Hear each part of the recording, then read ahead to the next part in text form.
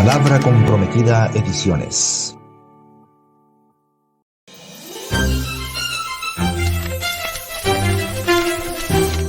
Palabra Comprometida Ediciones.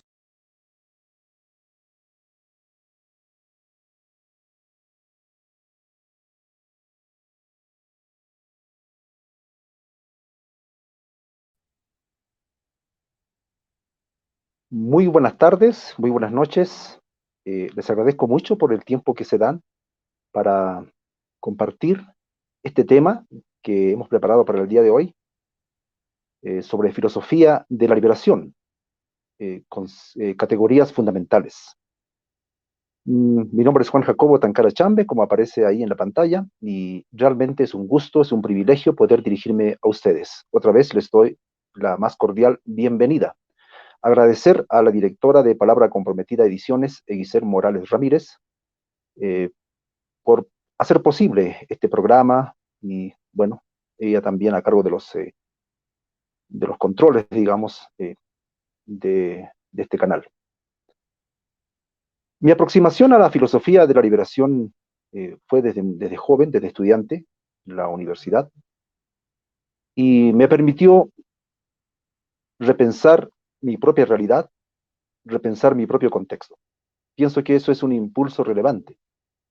Me quedaba muy lejos la filosofía europea, aquellas categorías complejas, aquellos nombres, en una tradición un tanto ajena a mi realidad.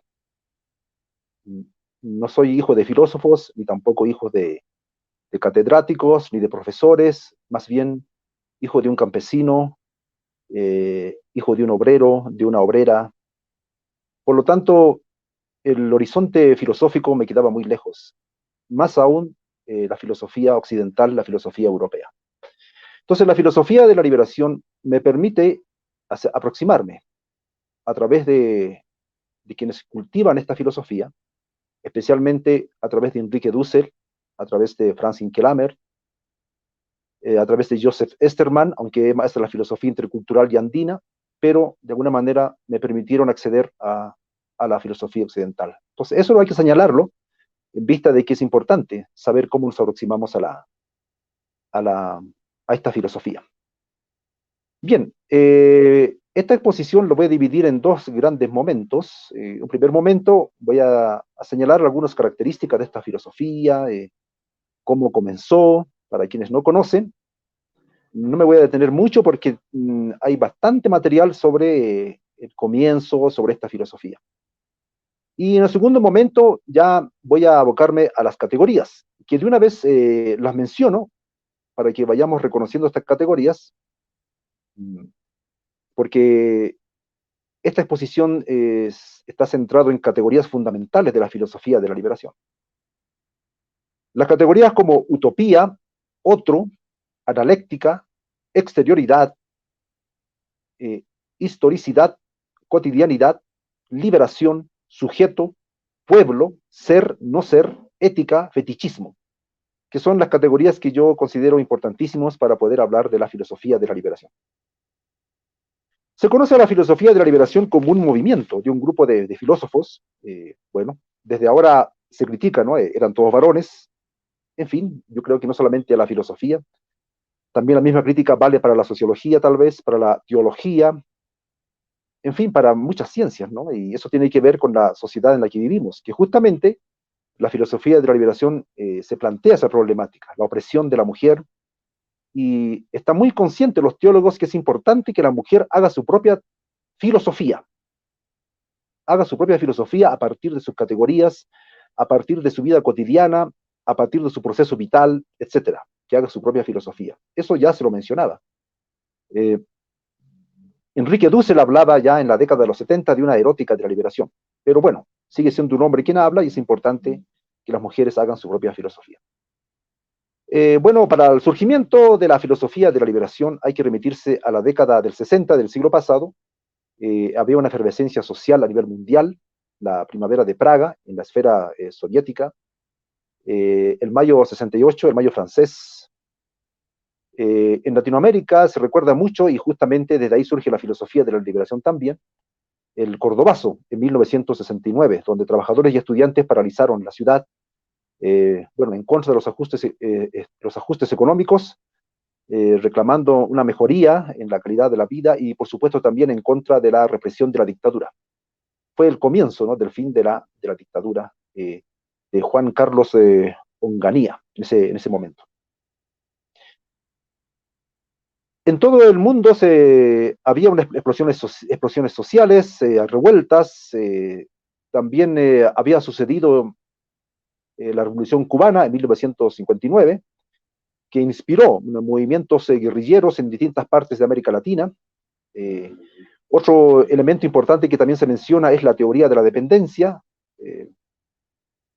Hay que mencionar ahí a los autores Frank, Teotonio dos Santos, Fals Borda, Enrique Cardoso, Enzo Faleto, en fin, todos estos autores de la teoría de la dependencia. Y también hay que mencionar a Franz Inkelammer, que tiene obras que reflexionan sobre la teoría de la dependencia. Estaba claro de que existía un capitalismo periférico y dependiente, ¿no? Dependencia versus liberación, que parecía ser la paradoja de la época. Fue importante, ligado también a la teoría de la dependencia, la Comisión Económica para América Latina, la CEPAL, ¿no?, fundado en 1948, que una de las 5 comisiones de las Naciones Unidas, y bueno, que estaba encargada de promover el desarrollo económico en América Latina y después también en el Caribe. Y con su método histórico estructural, se estudia desde ahí que las instituciones y estructuras productivas heredadas condicionan la dinámica económica, ¿no? La teoría de la dependencia también señalaba de que el subdesarrollo latinoamericano se debía justamente a un asunto estructural. El desarrollo del primer mundo necesitaba subdesarrollar a los países del tercer mundo. Bueno, creo que esto ya es bastante conocido y para algunos todavía sigue siendo una teoría válida para el análisis de las instituciones, de las estructuras. También está la importante influencia de la teología de la liberación en ese momento, la Conferencia Episcopal Latinoamericana en 1968 en Medellín, después también vendría Puebla, ¿no? Bueno, estos son el contexto donde surge la filosofía de la liberación. Un grupo de filósofos jóvenes con formación, con una muy buena formación europea, muchos de ellos, realizan en Santa Fe un encuentro donde reflexionan eh,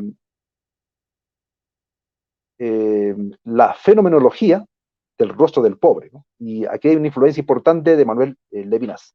La filosofía de la liberación tiene influencias importantes de Heidegger y de Manuel Levinas. Manuel Levinas, un lituano de habla rusa, sin embargo estudió en Francia, también estudió en Alemania y fue discípulo de Martin Heidegger. Y a través de él, por supuesto, la influencia de Heidegger y también directamente de Heidegger. Entonces, los filósofos de la liberación, hay que decirlo, formados obviamente en la Academia Occidental, que era la academia legítima en ese tiempo. Podemos nombrar los nombres de quienes participaron y quienes además escribieron un libro, ya en 1973, un libro que se titula Hacia una filosofía de la liberación latinoamericana. Participaron Osvaldo Ardiles, Hugo Asman, Mario Casalla, Horacio Ceruti, Carlos Cullen, Julio de San, Enrique Dussel, Aníbal Fornari, Daniel Guillot, Antonio Equinen, Rodolfo Kuch, Diego Pro, Agustín de la Riega, Arturo Roy y Juan Carlos Escanone.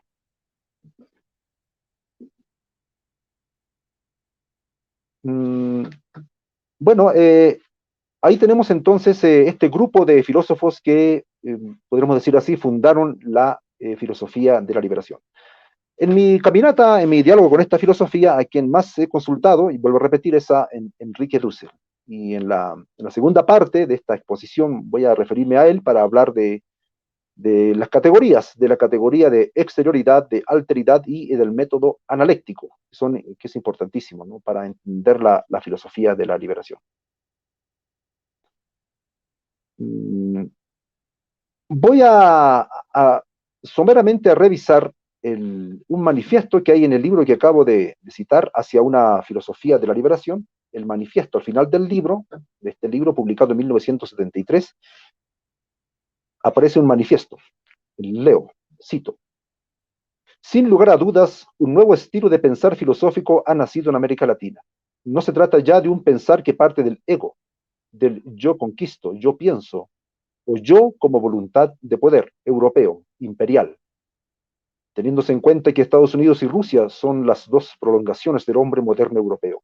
Es un pensar que parte del oprimido, del marginado, del pobre, desde los países dependientes de la tierra presente.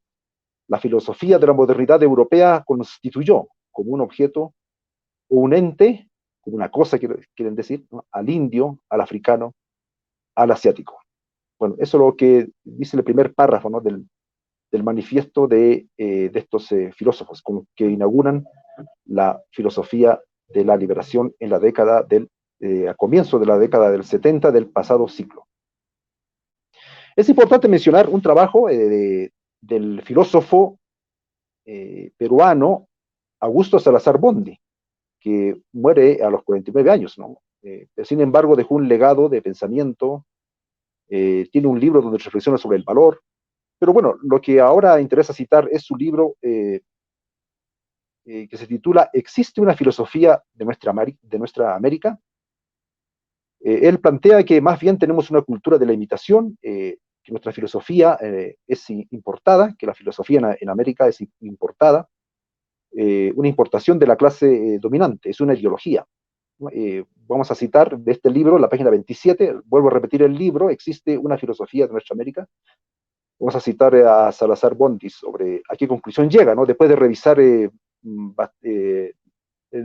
bastantes nombres, ¿no?, de quienes han pensado sobre el quehacer filosófico, sobre el pensamiento, ¿no? Recorre prácticamente toda América Latina citando nombres, ¿no?, que hasta la fecha han intentado dar respuesta a si existe o no una filosofía de nuestra América.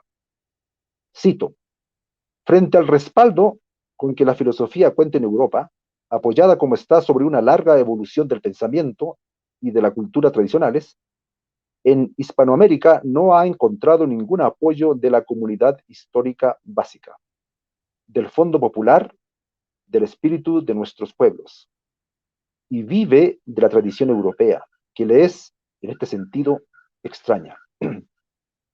El paralelismo y la determinación exógena a que nos referimos antes tienen aquí su punto de arranque. Fin de cita. Y más adelante dice, cito: no negamos que hay un factor universal en la filosofía, ni pensamos que la filosofía tiene que ser popular, pero estamos convencidos de que el modo propio de una forma muy elaborada de creación intelectual, cuando es genuina, traduce la conciencia de una comunidad y encuentra en ella honda resonancia, especialmente a través de sus derivaciones éticas y políticas. Y esto es lo que se echa de menos en la filosofía hispanoamericana. Fin de cita, página 31 del libro ya mencionado. Bueno, él publica este libro en 1968 y genera un debate sobre la originalidad de la filosofía. Un debate con un importantísimo filósofo eh, mexicano, discípulo de José Gauss, que estaba exiliado, ¿no?, republicano, es filósofo español. José Gauss, discípulo también de Ortega y Gasset, y bueno, José Gauss está enseñando en México, y ahí tiene a un estudiante de Derecho que también después estudia filosofía y a quien le consigue una beca para que pueda terminar o estudiar filosofía, y porque tenía que trabajar este estudiante, ¿no? Me refiero a Leopoldo Sea, nacido en 1912 y muerto el año 2004. ¿No? Tiene un libro con el cual saltó, ¿cómo se dice?, a la palestra del debate filosófico, no sé si se dice así, bueno, que se llama El positivismo en México, que fue su tesis doctoral. Bueno, entonces este Leopoldo Sea responde a Salazar Bondi en su libro La filosofía americana como filosofía sin más. Bueno, es una edición agotada. En este momento me encuentro un tanto lejos de una biblioteca donde yo tengo algunos libros, así que me he conseguido un documento que se le da a los estudiantes para que lean a Leopoldo Sea, así que no estoy citando el libro que fue publicado en siglo XXI, bueno, editorial siglo XXI. Así que voy a citar de este documento, de un documento que está hecho para estudiantes, bueno, en fin, pero escribe en español, de tal manera que es tal cual, no hay cambio. Cito a Leopoldo Sea. ¿Filosofía americana? ¿La filosofía de esta América? ¿Cuál filosofía? ¿Dónde están los grandes sistemas? ¿Dónde los grandes filósofos? Todo se reduce a un pensar por temas limitados, locales, especiales, acuciados por problemas que han de ser urgentemente resueltos. No faltan, desde luego, los que intenten la creación de un determinado sistema filosófico, porque así lo han hecho los filósofos occidentales. Y, naturalmente, el resultado es, si no solo absurdo, cómico, pese a algunas excepciones que, por el genio de quien las produce, se salvan. Pero se salvan como una extraordinaria curiosidad. El absurdo y la comicidad serán un argumento más que demuestre la incapacidad para el verbo de los latinoamericanos, su obligado seguir pensando de prestado, pensamiento, ideas limitadas, nunca filosofía, entendiendo por filosofía un gran sistema, olvidándose que en la historia de la filosofía, que se quiere convertir en modelo, están no solo los sistemas de Platón y Aristóteles, sino también poemas como el de Parménides, máximas como las de Marco Aurelio, pensamientos como los de Epicuro, Pascal y otros muchos, en fin, formas de filosofar que lo mismo se expresa en un sistema ordenado que en una máxima, un poema, un ensayo, en una pieza teatral o una novela. Una vez más, pensando que solo una parte de la humanidad posee el verbo, mientras la otra no puede hacer otra cosa que tomarlo prestado. Lo que está diciendo Leopoldo Sea, que sí existe la originalidad de la filosofía en nuestra América. Y esa originalidad tiene que ver, esa capacidad que tienen los filósofos en América para contextualizar, para apropiarse de las categorías de la filosofía europea y ponerlo a su servicio de mayor humanidad, poder reclamar aquellos grandes valores que ha conseguido formular, desplegar la filosofía europea, que no son valores de humanidad, de humanización, por ejemplo, solamente para el hombre y la mujer europea, sino es para todo el mundo. Aunque ellos lo han usado, los europeos, por decirlo así, a su favor y creando subhombres, creando personas, seres humanos de segunda categoría, colonizados, etcétera, o cosificándolos. Pero más bien hay que aprovechar, por decirlo así, esas categorías del hombre, bueno, hablan de hombre en esa época, ya les dije, ¿no? Ahora diría hombre y mujer, sería más correcto decir, bueno, pero citando a Sea, esas categorías que son universales, que hay que usarlas también para reivindicación del hombre en América. Entonces, ahí está, ¿no? De poder eh, usar o contextualizar, porque, bueno, Leopoldo Sea venía de la escuela filosófica del historicismo, recuérdense el dicho de Ortega y Gasset, yo y mis circunstancias, poder leer desde las circunstancias particulares, ¿no? de nuestra América, de nuestra América, de nuestra América Latina o el Caribe. De tal manera que es ahí se generaría la originalidad de la filosofía en nuestra América. Bueno, por hablar así como hablan estos filósofos, ¿no? De nuestra América. Por lo tanto, no solo es una mera imitación, sino que tiene creatividad. Y eso yo creo que Dussel, por ejemplo, ha seguido esa beta, ¿no? Al poder, y otros filósofos también, porque fundamentalmente han contextualizado a la circunstancia de nuestra América, a Heidegger, a Levinas, y en el caso de Dussel, que estudió 10 años a Marx. Leído desde el sur, leído desde la periferia. Entonces yo pienso que esta idea de Leopoldo Sea de alguna manera se ha llevado a cabo, ¿no? Y bueno, no sé si me estoy alargando mucho con Sea, pero bueno, voy a citar otro, del mismo documento, del mismo libro, La filosofía americana como filosofía sin más, otras ideas que plantea Sea, ¿no? Al respecto como una respuesta a Salazar Bondi. Cito: latinoamericanos, asiáticos y africanos hablan, no como ecos, no como reflejos de ajenas vidas, sino a nombre propio, reclamando al Occidente los valores que su filosofía ha presentado como universales. Esto es, hace de esa filosofía, al asumirla y hacerla propia, una auténtica filosofía universal del hombre y para el hombre, concediendo esta calidad a todo hombre. No se acepta la interpretación occidental de que existan hombres y subhombres, no se acepta la humanidad y la infrahumanidad. Y para reclamar todo esto se enarbolan las ideas que esa filosofía ha originado, haciendo de ellas algo propio. Tal es la expresión más legítima de adopción y adaptación. En esta actitud se encuentra el meollo de la autenticidad y originalidad que tanto parecen preocupar a nuestros filósofos. Esto es, en el derecho no ya a copiar, sino a hacer propios valores que se presentan como universales y por ende al alcance de todo hombre y para la justificación de toda la humanidad, sin que en ello tenga nada que ver la situación económica, social, cultural o racial. Bueno, pienso que esto sí es bastante cuestionable, porque de alguna manera sí incide, ¿no? La situación socioeconómica, como ya lo planteara otro gran pensador, José Carlos Mariátegui, ¿no? Es curioso, ¿no? Que a la filosofía periférica, del tercer mundo, entre comillas, no se le llama filósofo, ¿no? Se le llama pensadores, en fin, ¿no? Incluso había una discriminación, ¿no? Si había que llamar filosofía a lo que se producía aquí en nuestra América. Algunos filósofos interculturales han preferido tal vez decir sabiduría, pero al final es lo mismo, ¿no? Porque la palabra filosofía implica ese concepto de sabiduría, ¿no? La sabiduría de los pueblos.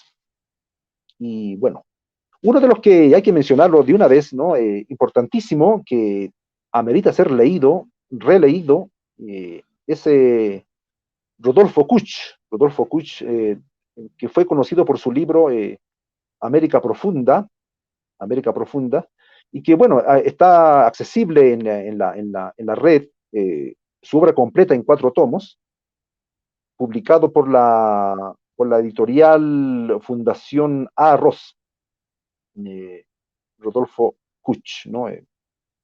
Este filósofo que hizo trabajo de campo en el norte de Argentina, incluso fue a vivir a un pueblo, bueno, por situaciones que tenía en su vida, políticas, personales, fue a vivir a un pueblo pequeño y a hacer ese ejercicio antropológico para tener una base, digámoslo así, empírica para poder hacer filosofía. Eso es realmente bastante que hay que reconocer, ¿no? A Rodolfo Kusch. Vuelvo a repetir, su obra está publicada, se encuentra en la red, usted, Rodolfo Kusch, y puede obtener su obra completa en 4 tomos, publicada por la Fundación Arros.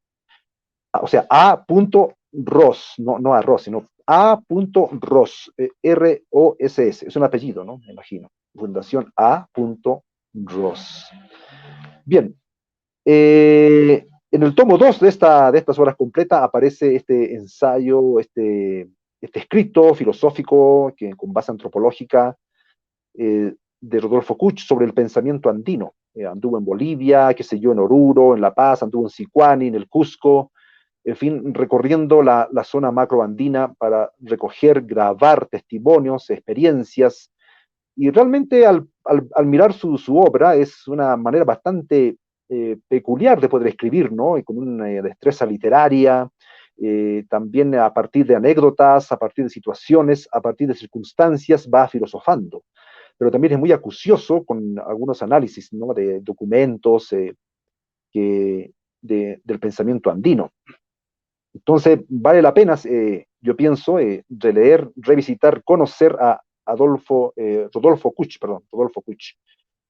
Eh, Rodolfo Kusch. Entonces, es un dato importantísimo de un filósofo que se adentró al mundo popular, no solamente teorizó, a pesar de que seguía el marco de categorías de Heidegger, y a partir de él va a proponer, incluso va a proponer una visión diferente, ¿no? A Heidegger, en vez de ser, él va a decir estar en el mundo, ¿no?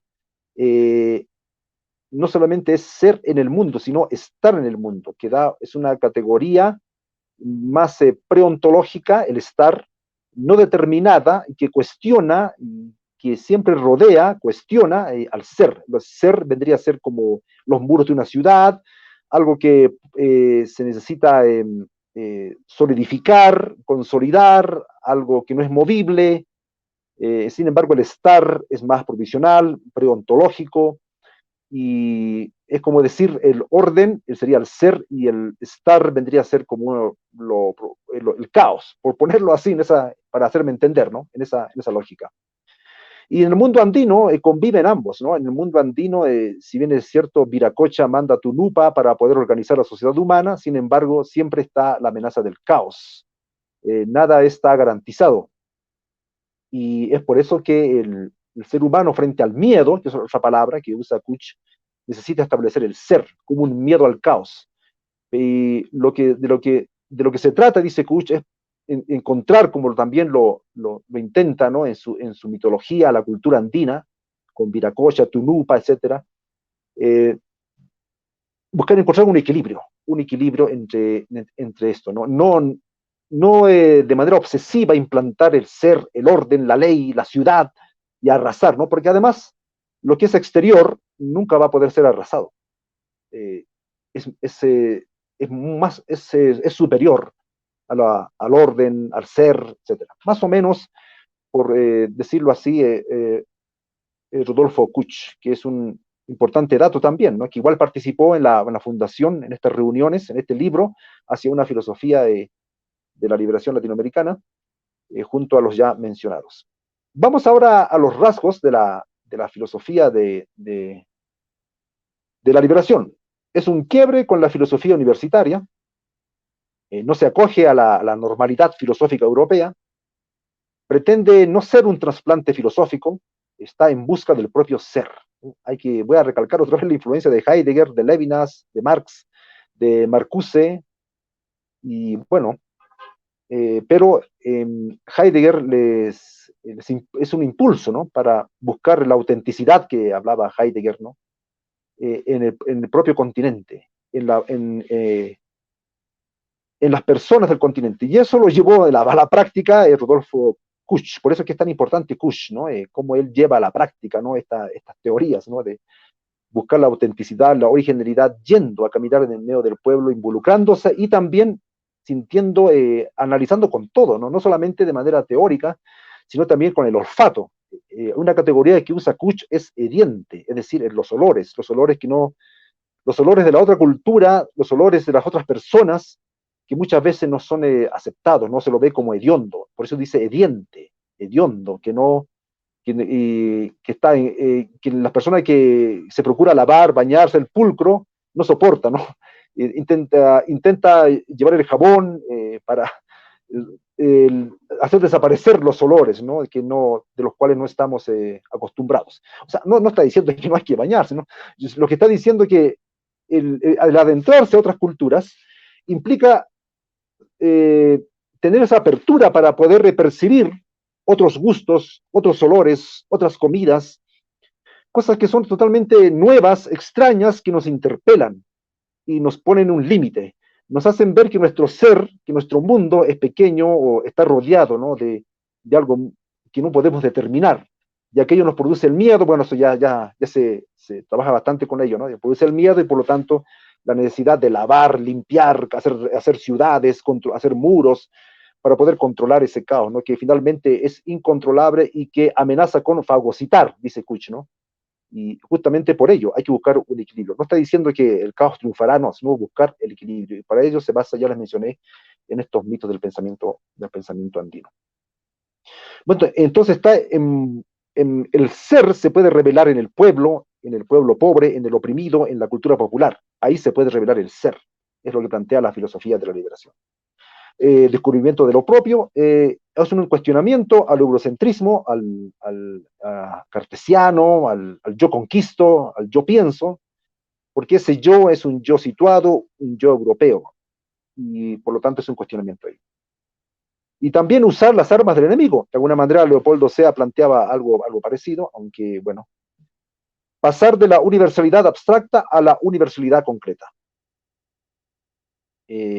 las circunstancias, como decía Ortega Gasset, José Gauss y Leopoldo Sea, determinan los pensamientos, y más aún determinan las filosofías. Eso que ahora parece un asunto bastante conocido, en la década del 60 y 70 era una perspectiva muy interesante, muy revolucionaria, podemos decirlo así, ¿no?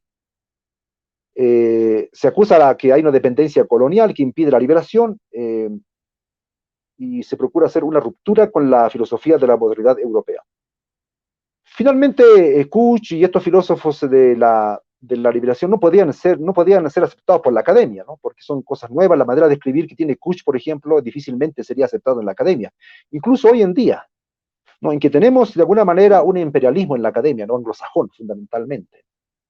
Y hoy mismo, o en este mismo momento, ¿no? En varios países se está normalizando el pensamiento, la manera de hacer ciencia, y no entran en determinadas revistas, por ejemplo, formas de escribir, formas de pensar, metodologías, y ahí donde se levantan, ¿no? Lo que son las epistemologías del sur, que cuestiona esta forma de hacer ciencia, esta forma de presentar la ciencia incluso, ¿no?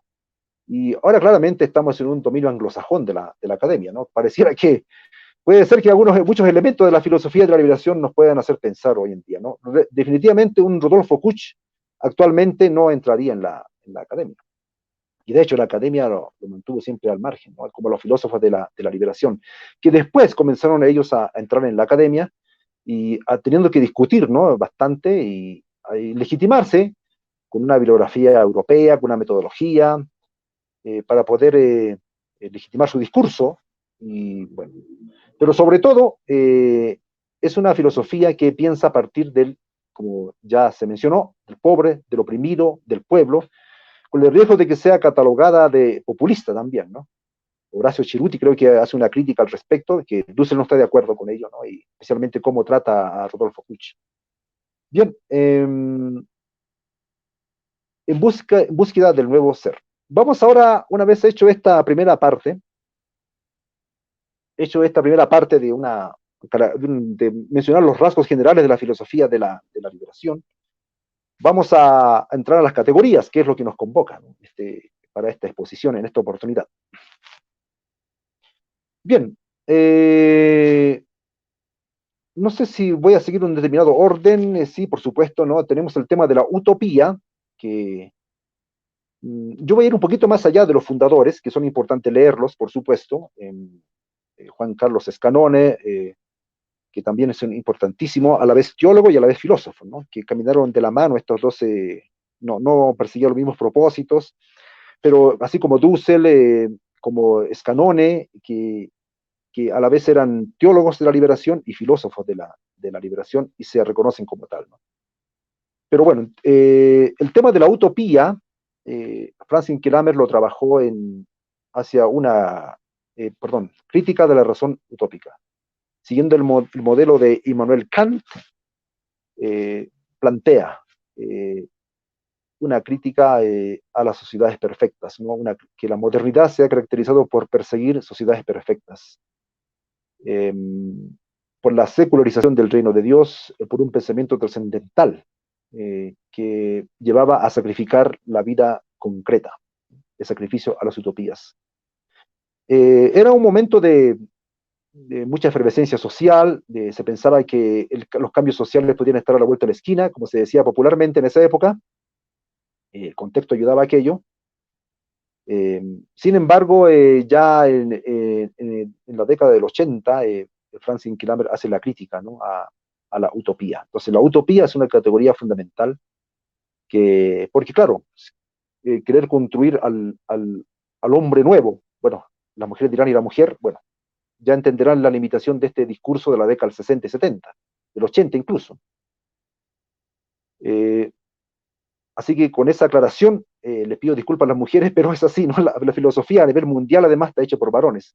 Es necesario que las mujeres hagan su propia filosofía, con sus propias categorías, a partir de su propia vida, de sus vivencias, de su experiencia, de su proceso vital, de su cotidianidad, etcétera, ¿no? Los hombres no podemos decir nada, sino ahí las mujeres tienen que hacer su propia filosofía. Bueno, dicho eso, bueno, el tema de la utopía proponía la secularización del reino de Dios, el socialismo real, que fue criticado tempranamente por varios filósofos, también Francis Kramer, y también la sociedad perfecta que se propone con el liberalismo, ¿no? Es decir, todos los proyectos de la modernidad tienen una razón utópica que es necesario criticar. Es decir, la utopía es muy importante. Ya se ha dicho bastante eso, ¿no? Sin embargo, permite caminar, es una idea regulativa, podemos citar a Max Weber diciendo que es un tipo ideal, y con lo cual incluso se puede lanzar hipótesis científicas, pero hay que tomarlos como utopías. Sin embargo, fue una categoría fundamental en la filosofía de la liberación. Ahora, voy a pasar a mencionar tres categorías importantes que lo voy a tomar de Enrique Dussel, y en este primer momento, ¿no? En la década del 70 del siglo pasado, que tomando las categorías de Levinas, comienza a plantear estas categorías de exterioridad, alteridad y el método analéctico. Antes quiero citar al filósofo justamente que ha inspirado a los filósofos de la liberación, al filósofo Emmanuel Levinas. Ya habíamos mencionado, un filósofo de filósofo lituano, de habla rusa, discípulo de Martin Heidegger, y bueno, se decepciona un poco de su maestro, porque, bueno, el tema de la Segunda Guerra Mundial y toda esta controversia que hay contra Heidegger, ¿no? De no haber sido suficientemente crítico, incluso de haber apoyado el régimen nazi, pero a partir de ahí viene una reflexión crítica, ¿no? Sobre lo que es la alteridad, el otro, a partir de toda esta catástrofe que fue la Segunda Guerra Mundial, que puso en crisis la filosofía, el pensamiento de Europa. Y era muy difícil hablar de humanismo, hablar después de estas matanzas, de estos genocidios.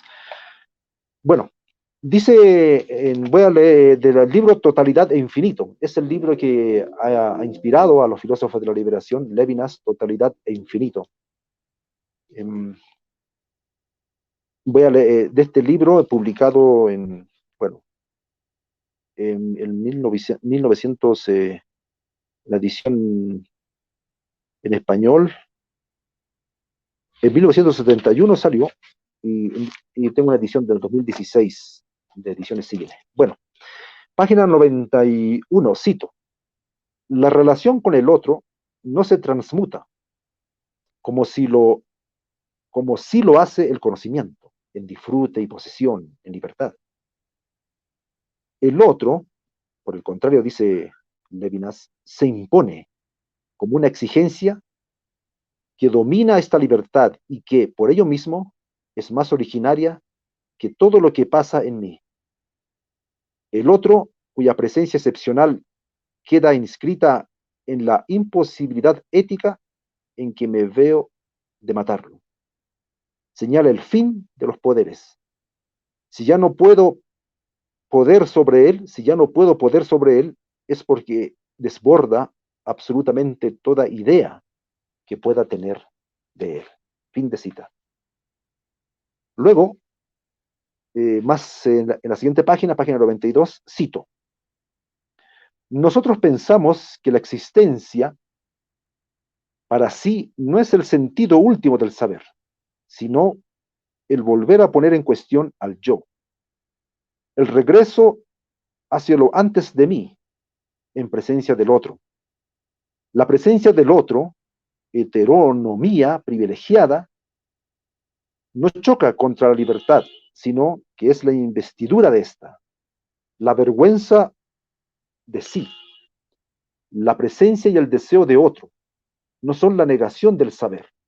El saber es su articulación misma. La esencia de la razón no consiste en garantizar al hombre un fundamento y unos poderes, sino en ponerlo en cuestión e invitarlo a la justicia.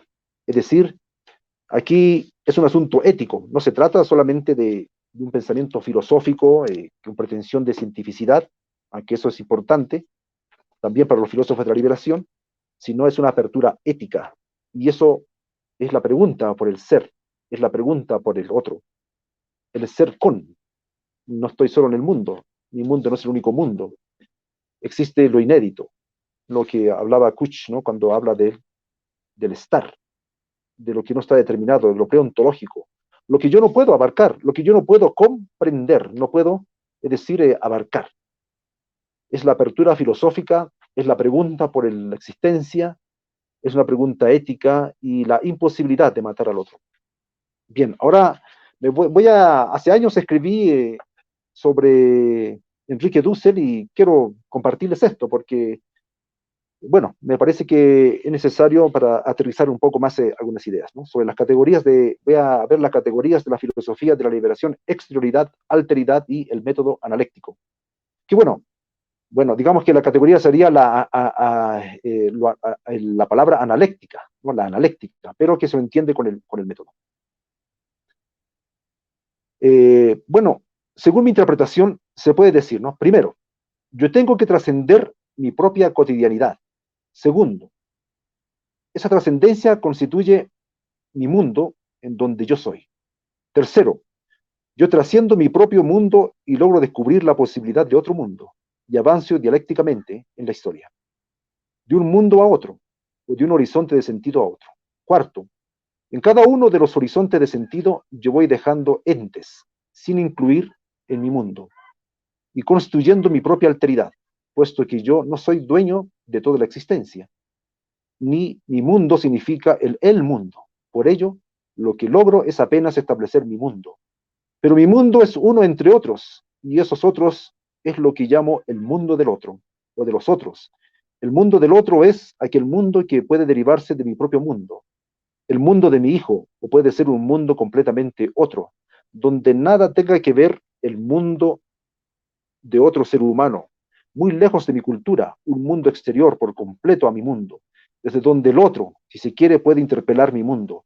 Ese otro puede ser el excluido, pues hay mundos que se han absolutizados, fetichizados, y no solo han constituido su alteridad, sino que han pretendido dominar, convertir al otro en un mero ente, es decir, en este sentido, una mera cosa. Cuando el ser humano, dice Heidegger, no se pregunta por su existencia, deja de ser un ente, se convierte en Sein, ¿no? En un hombre, ¿no? Das Sein, un hombre que está ahí, está consciente de dónde se ubica, reflexiona, es el único ente que reflexiona, por lo tanto, al hacerlo, deja de ser ente y pasa a ser Sein, ser. Bueno, exterioridad. La exterioridad es una categoría fundamental sobre la que se construye el razonamiento de la filosofía latinoamericana de la liberación. En este sentido, Dussel afirma, cito, voy a llamar exterioridad a aquel ámbito que está más allá de la totalidad, porque es como el no ser, es como la nada. Para los griegos, lo que estaba más allá del muro de la ciudad, Heráclito llamaba al muro de la ciudad el logos, el ser. De la Magna Grecia o de Anatolia, donde estaba Éfeso y las pequeñas colonias griegas, los llamaban bárbaros. Se construye fin de cita, perdón, se construye, ¿no? Esta exterioridad son los bárbaros, los excluidos, los que están fuera de la ciudad. Bueno, lo dice Dussel en su libro que se titula Introducción a la filosofía de la liberación, publicado en 1991 en Bogotá por Nueva América. Bueno, otra cita de Enrique Dussel que está en su libro Ética Comunitaria, publicado en Buenos Aires en 1986. Dice, cito, en primer lugar, hay dos categorías o instrumentos interpretativos en torno a los cuales se desarrolla todo el discurso ético, el de los profetas, de Jesús, de los mártires. En un sentido fundamental, la categoría de totalidad, este mundo, el orden de la carne, que puede ser Babilonia cuando se cierra sobre sí misma, indica el sistema real como punto de partida. Egipto para Moisés, Babilonia para el Apocalipsis, el orden moral vigente. En un sentido todavía más originario, entendemos por exterioridad lo no dado o fundado bajo el dominio del príncipe de este mundo, es decir, el otro, el pobre, el pueblo como bloque social de los oprimidos, al espíritu y Dios mismo como el absolutamente otro y nunca hecho parte de un sistema de pecado. Exterioridad indica la trascendencia absoluta del reino de Dios. Bueno, es lo que plantea Dussel sobre el concepto de exterioridad, los que quedan fuera de la ciudad amurallada, los bárbaros, los pobres, lo que no está dentro del sistema moral, dentro del sistema, del cristianismo como institución, lo que queda al margen, los herejes, los heterodoxos, los que están fuera, los que no están considerados, los que todavía no lo podemos entender, lo que no podemos comprender. Y justamente en esa periferia inédita, lo absolutamente otro, se manifiestan en el rostro del pobre. La alteridad, la otra categoría. Bueno, quiero leer un poquito lo que escribí al respecto sobre este concepto leyendo a Dussel, así que me voy a leer yo mismo. Disculpen. La exterioridad es la apertura para la construcción de nuevos proyectos utópicos, nuevos paradigmas conceptuales, nuevas prácticas, nuevas referencias sociales, nuevas narraciones históricas, nuevos sujetos históricos, nuevas posibilidades del lenguaje y experiencias inéditas. Precisamente el proyecto de liberación requiere de instancias abiertas, de espacios desde donde sea posible replantear el proyecto histórico, no espacios oficiales ni institucionalizados, es decir, la exterioridad cuestiona el poder de una burocracia que quiere mantener el statu quo, para fundar a partir de ahí una esperanza, para trazar la liberación y recrear constantemente el orden vigente que es concebido como total. Otra experiencia y categoría que emerge también de la reflexión sobre la exterioridad y se configura al mismo tiempo que ella es de la alteridad, justamente, ¿no? Cito a Enrique Dussel, otra vez de su libro Introducción a la Filosofía de la Liberación del año 1991. Es la cuarta edición, no, no tengo los datos en este momento a mano, pero ya son libros planteados, ideas planteadas anteriormente. Cito, el otro irrumpe primeramente no como manifestación. Para la fenomenología o el pensamiento existencial, los entes se manifiestan porque son fenómeno, es lo que aparece. Pero el otro no solamente aparece, sino que es una epifanía, en el sentido que es a través de su rostro que irrumpe lo exterior a la manifestación. Es una revelación, y revelar es poner de manifiesto el misterio de su libertad, mediante su palabra provocante, reveladora. Después, en otro libro, que se titula Filosofía Ética Latinoamericana, tomo quinto, publicado en Bogotá, dice Dussel, en la página 51 de ese libro, el otro, sin embargo, tiene una significación análoga. Puede ser el otro antropológico, o puede ser el otro absolutamente absoluto. Otro no solo que el mundo, sino que el mismo cosmos. El otro, el que no podemos abarcar, lo que nos supera definitivamente, nos desborda, pero existe, está ahí y nos puede interpelar y se puede presentar, a veces de una manera que no esperamos. Dussel intenta describir la manifestación y el contenido en concreto de la alteridad, que es un contenido antropológico, ¿no? Huérfano, viuda, pobre. Pero Dussel no se arriesga a dar por terminada o cerrada esta categoría. Luego vamos a esto de la analéctica, que es una categoría importante, analéctica, ¿no? El método analéctico. El método analéctico, bueno, es una con-prensión, o sea, abarcarlo, ¿no? Intentar dominarlo.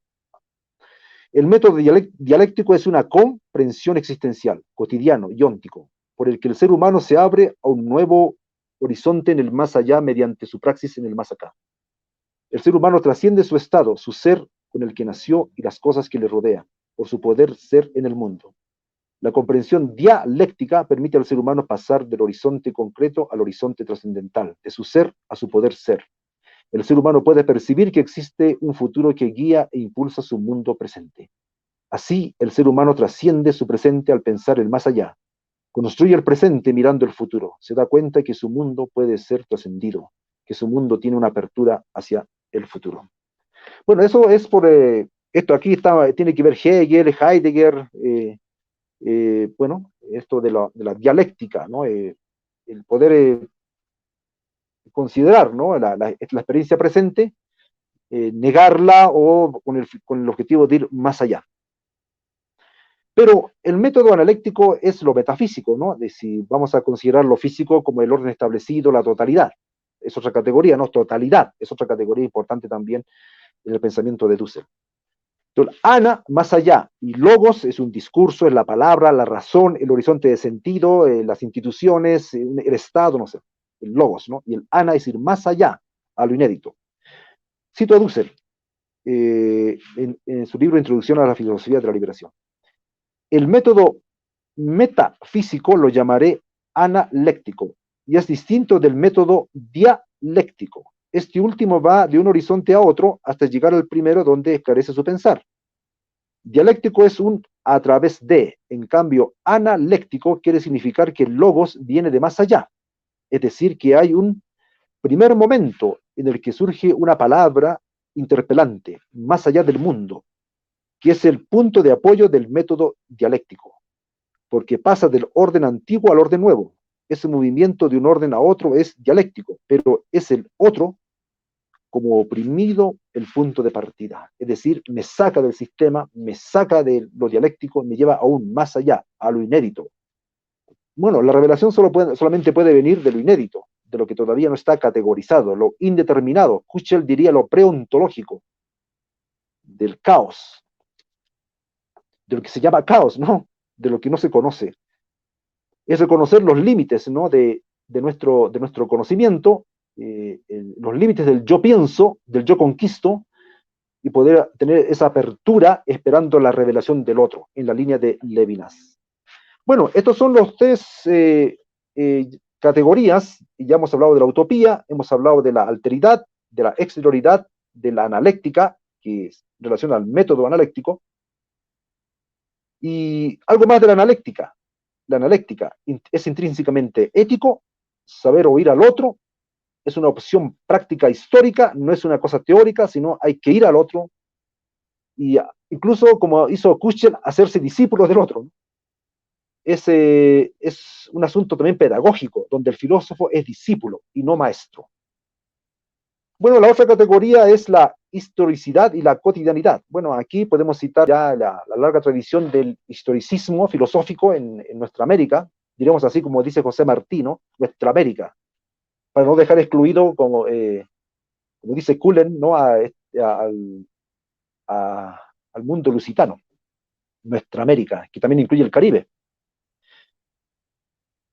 La historicidad y la cotidianidad, es decir, ya hablé de la circunstancia de que todo pensamiento está situado, está historizado y por lo tanto ningún pensamiento es abstracto, universal, aunque lo pretenda, siempre está situado. Creo que esto ya le remito a la filosofía historicista, a Ortega y Gasset, y yo mis circunstancias, Leopoldo Sea, José Gauss, que son la tradición del historicismo en nuestra América.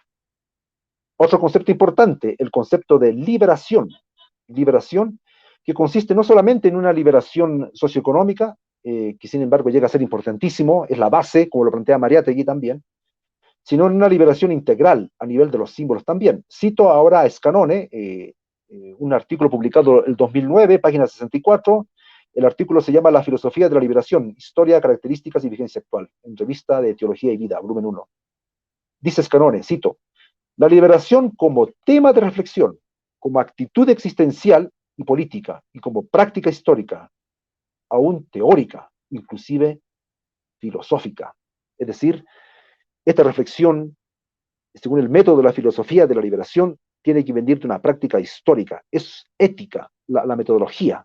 El pensamiento de la filosofía de la liberación es ética. No es casualidad por eso, para nada casualidad, más bien es una consecuencia de que una de las obras muy importantes de Enrique Dussel se llama Ética de la liberación en la edad de la globalización y la exclusión.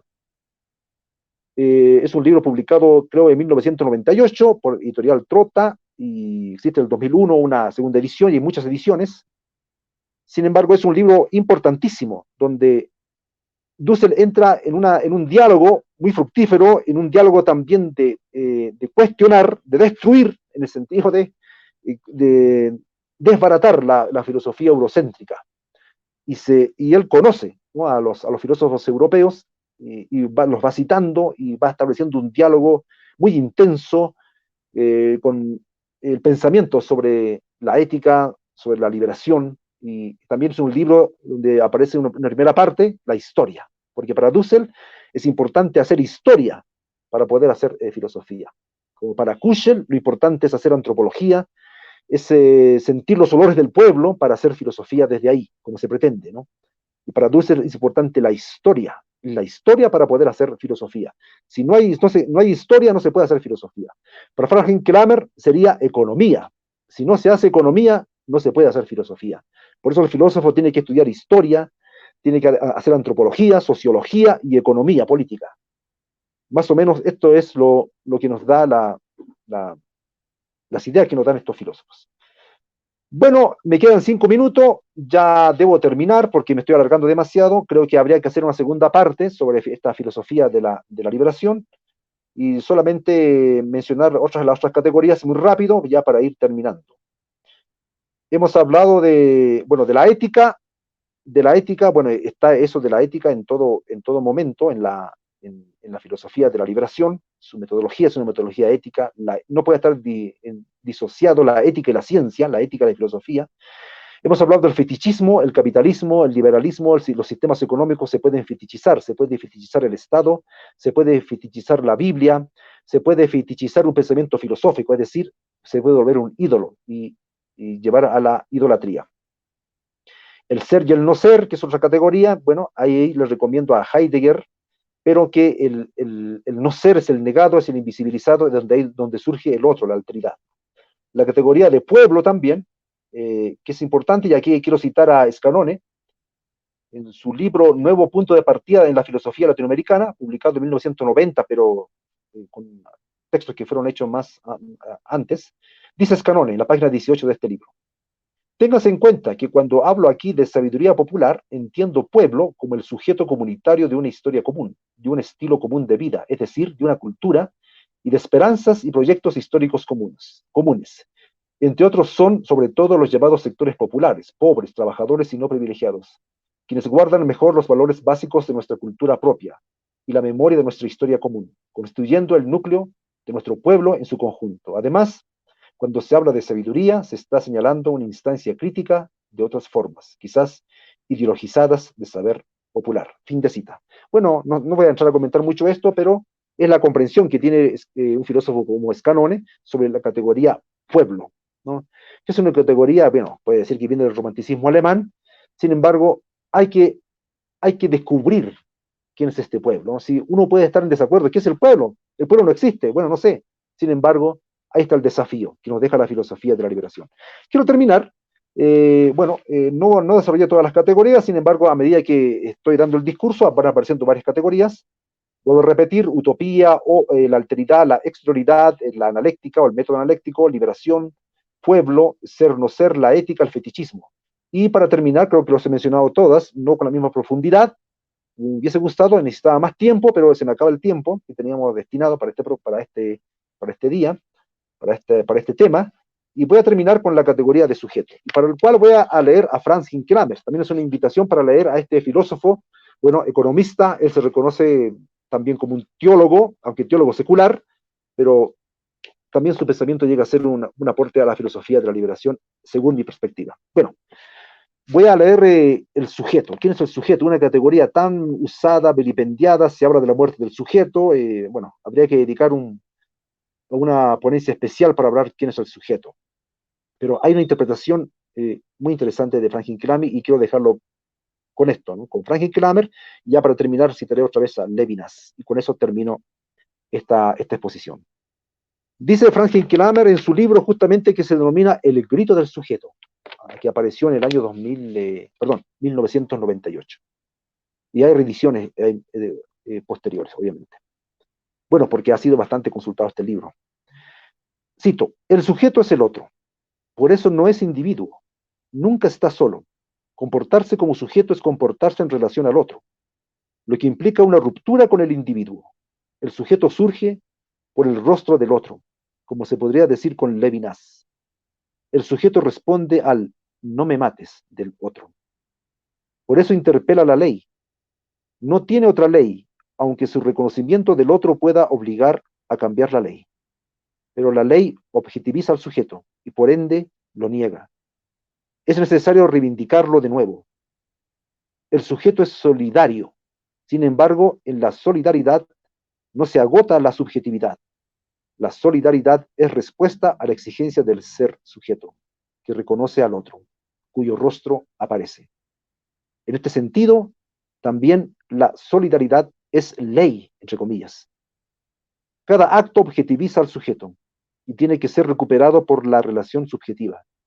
Ningún acto es el sujeto, sino que siempre se resiste al sujeto en sus propios resultados. Por eso no hay una imagen del sujeto, así como no hay una imagen de Dios.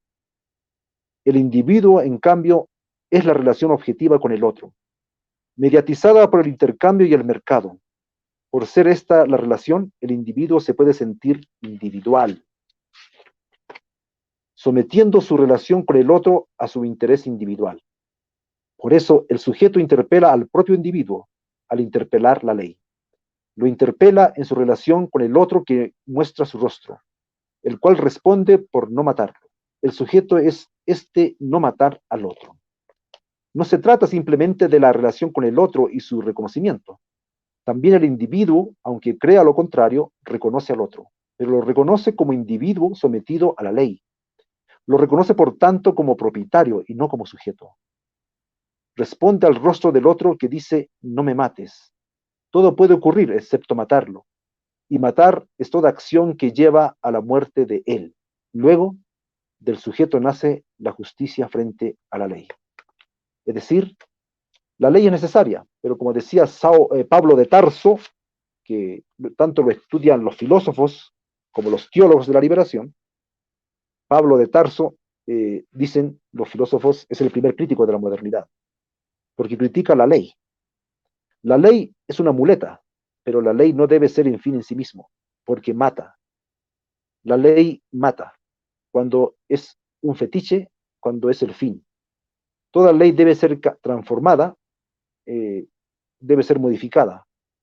Es por eso que las constituciones deben ser reformuladas, deben ser cambiadas cada cierto tiempo, porque si no, representa la muerte. La ley acompaña la vida, no la oprime ni la reprime. Y Hinckley nos dice, ¿no? En esta sociedad tenemos que aprender a reconocernos también como sujetos.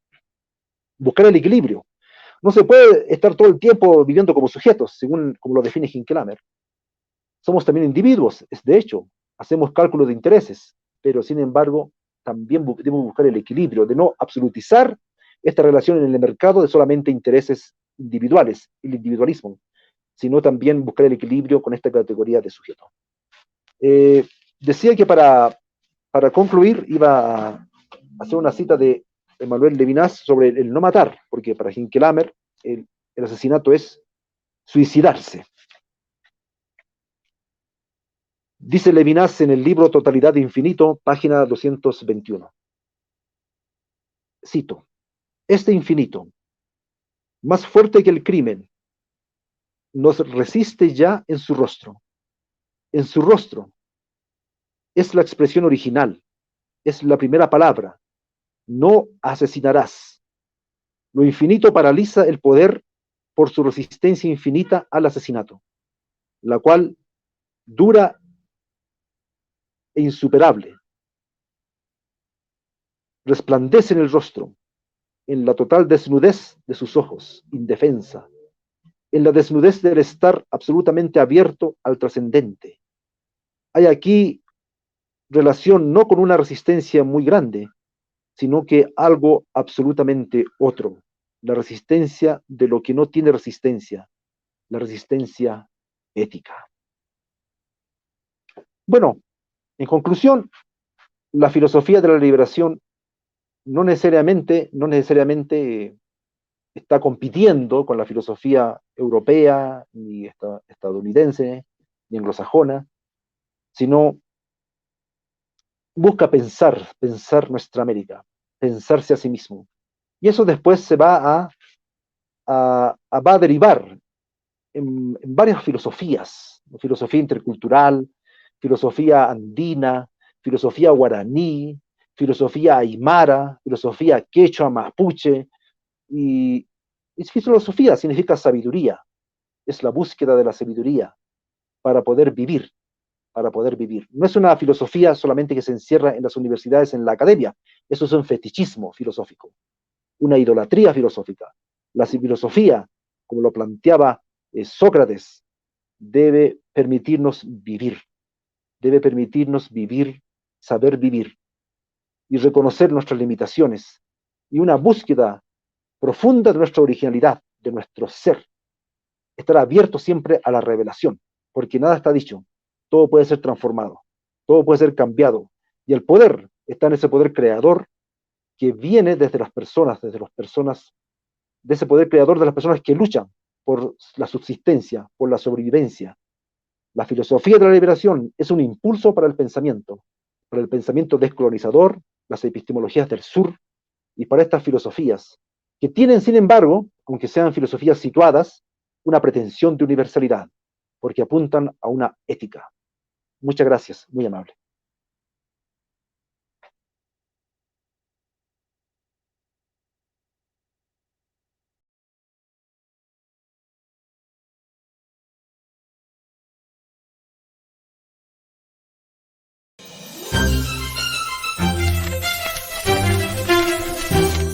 Palabra Comprometida Ediciones.